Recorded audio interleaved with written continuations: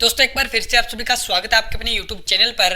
और दोस्तों आज के इस वीडियो में हम राजस्थान भूगोल से संबंधित बहुत ही महत्वपूर्ण प्रश्नोत्तरी करने वाले हैं, जो कि रीट एग्जाम की दृष्टि से काफी महत्वपूर्ण रहने वाली है।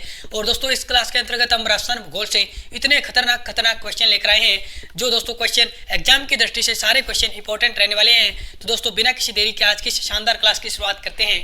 पहला क्वेश्चन आपकी मोबाइल स्क्रीन पे आ रहा है। पहला क्वेश्चन दोस्तों देखिएगा। पहला क्वेश्चन है कि कांकनी नदी से संबंधित जिला निम्न में से कौन सा है? उदयपुर, सीकर, झुंझुनू, जैसलमेर। दोस्तों कांकनी नदी की बात करें तो ये राजस्थान की आंतरिक प्रवाह की सबसे छोटी नदी है। इसकी लंबाई कुल कितनी है? 17 किलोमीटर है। अब दोस्तों इस नदी का संबंध आपको बताना है किस जिले से है, तो दोस्तों कांकनी नदी का संबंध जैसलमेर जिले से है। डी नंबर ऑप्शन राइट हो जाएगा। कांकनी नदी को दोस्तों कांकनी नदी के नाम से भी जाना जाता है, इसको मसूरदी नदी के नाम से भी जाना जाता है। तो आप दोस्तों दोनों ही बातें याद रखिएगा। कांकनी नदी जो कि आंतरिक प्रवाह की सबसे छोटी नदी है, लंबाई 17 किलोमीटर है, इसको कांकनी या मसूरदी नदी के नाम से जाना जाता है। ये जैसलमेर के कोठरी गांव या कोठारी गांव से निकलकर भुज झील में गिरती है। ठीक है दोस्तों, अगला प्रश्न आ रहा है आपके सामने।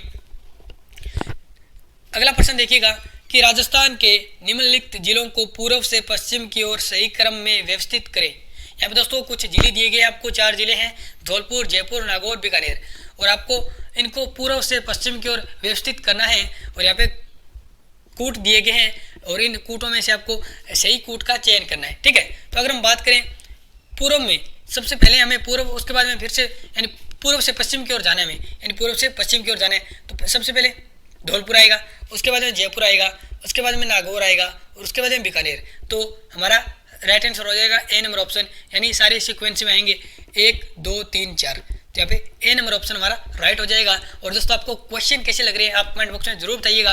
और अभी तो दोस्तों इससे खतरनाक क्वेश्चन आपके सामने आने वाले हैं। अगला क्वेश्चन दोस्तों देखिएगा। तीसरा क्वेश्चन आ रहा है आपके सामने कि चौधरी कुमाराम नहर द्वारा लाभान्वित जिला युगम है। भीलवाड़ा, टोंक, बाड़मेर, जैसलमेर, हनुमानगढ़, झुंझुनू, बीकानेर, नागौर। तो दोस्तों चौधरी कुमाराम नहर, जिसे गंधेली सावा लिफ्ट नहर के नाम से भी जाना जाता है, इससे लाभान्वित जिला कौन सा है? वो आपका है Hanumangarh, Jhunjhunu. C number option आपका राइट हो जाएगा। अगला क्वेश्चन दोस्तों देखिएगा, चौथा क्वेश्चन। ये क्वेश्चन इंपॉर्टेंट है दोस्तों। आपको सत्य कथन बताइए, यानी हमें सत्य कथन की पहचान करनी है। पहला कथन दोस्तों देखिएगा, जूम कर लेता हूँ थोड़ा। पहला कथन आ रहा है कि भारत सरकार के कृषि मंत्रालय के अनुसार राजस्थान सरसों उत्पादन में प्रथम स्थान पर है। यह कथन बिल्कुल दोस्तों, राजस्थान है वो सरसों उत्पादन में प्रथम स्थान पे है, यह कथन बिल्कुल सत्य है।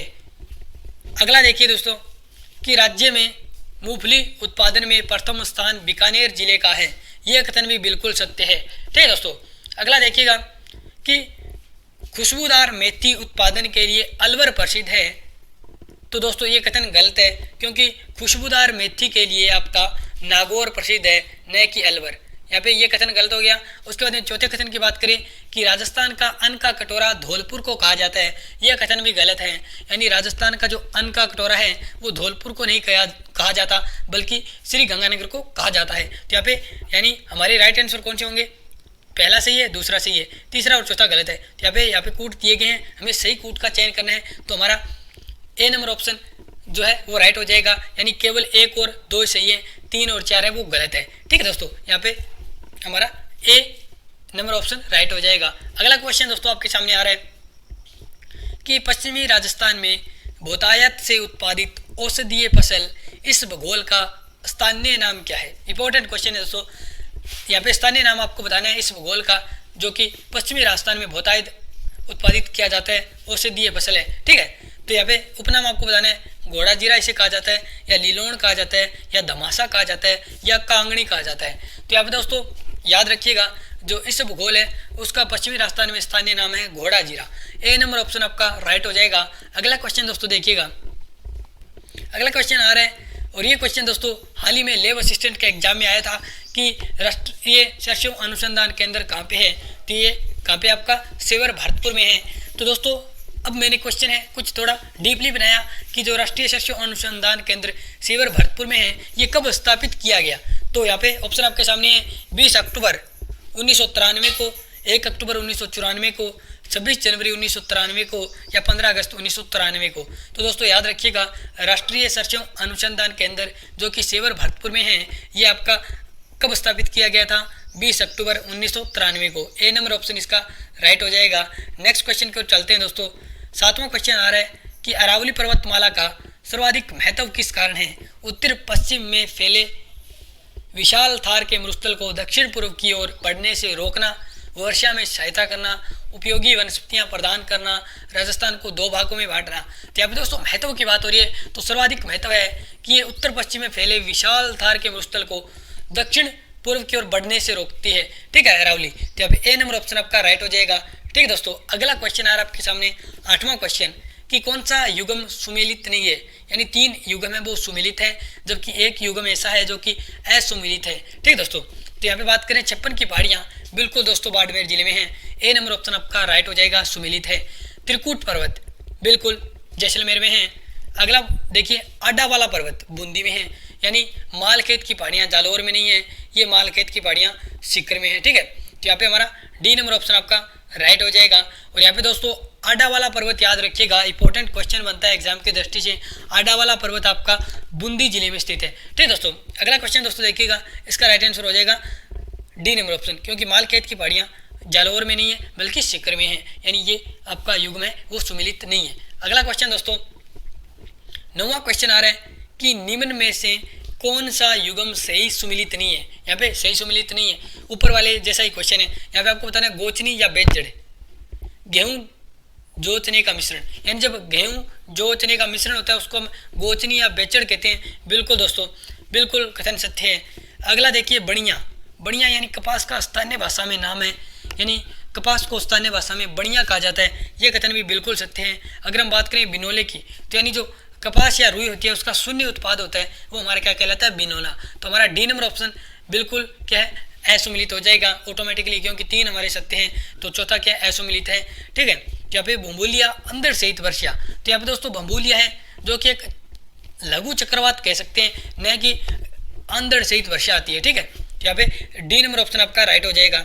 डी नंबर ऑप्शन आपका राइट हो जाएगा, यानी डी नंबर ऑप्शन भूमूलिया अंदर सहित वर्षा नहीं होती बल्कि एक छोटे चक्रवात का रूप है, यानी चक्रवात का छोटा रूप हम कह सकते हैं। ठीक है, जो अचानक आता है। तो हमारा डी नंबर ऑप्शन असुमेलित है। ठीक है, अगला देखिए 10 नंबर क्वेश्चन कि भूमध्य रेखा के सापेक्ष राजस्थान किस गोलार्ध में स्थित है? उत्तरी गोलार्ध, दक्षिणी गोलार्ध, पूर्वी गोलार्ध, पश्चिमी गोलार्ध। तो यहाँ पे दोस्तों यहाँ पे भूमध्य रेखा पूछा गया है, यानी भूमध्य रेखा पृथ्वी के बीचों बीच से गुजरती है। ये उत्तरी गोलार्ध है, ये दक्षिणी गोलार्ध है। तो आपका राजस्थान यहीं पे स्थित है।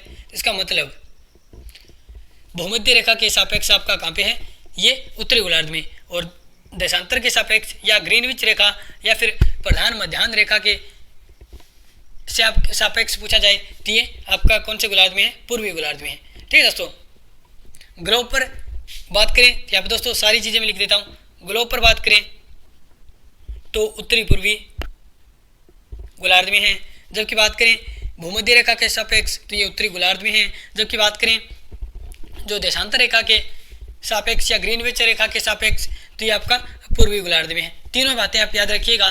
तो दोस्तों ये थी बहुत ही महत्वपूर्ण प्रश्नोत्तरी राजस्थान भूगोल से संबंधित, जो कि दोस्तों रीट एग्जाम के लिए बहुत ही इंपॉर्टेंट थे 10 क्वेश्चन दोस्तों। अगर आपको ऐसा लग रहा है कि ये क्वेश्चन लेवल के हैं और दोस्तों आप ऐसे क्वेश्चन और चाहते हैं तो आप कमेंट बॉक्स में ज़रूर बताइएगा मुझे। मैं एक से एक यानी ज़्यादा से ज़्यादा क्वेश्चन है वो इस प्रकार के लाने का प्रयास करूंगा। ठीक है दोस्तों, अगर क्वेश्चन आपको अच्छे लगे तो इसको लाइक कर दीजिएगा और हमारे चैनल को सब्सक्राइब करना बिल्कुल न भूलें। जल्दी से जाके सब्सक्राइब वाला बटन दबा लीजिएगा। और एक बार फिर से मैं आपसे कहता हूं दोस्तों कि अगर आपको ये क्वेश्चन अच्छे लगे हैं और आप ऐसे क्वेश्चन और चाहते हैं तो आप कमेंट बॉक्स में जरूर लिखिएगा। धन्यवाद दोस्तों, मिलते हैं नेक्स्ट क्लास में। जय हिंद, जय भारत।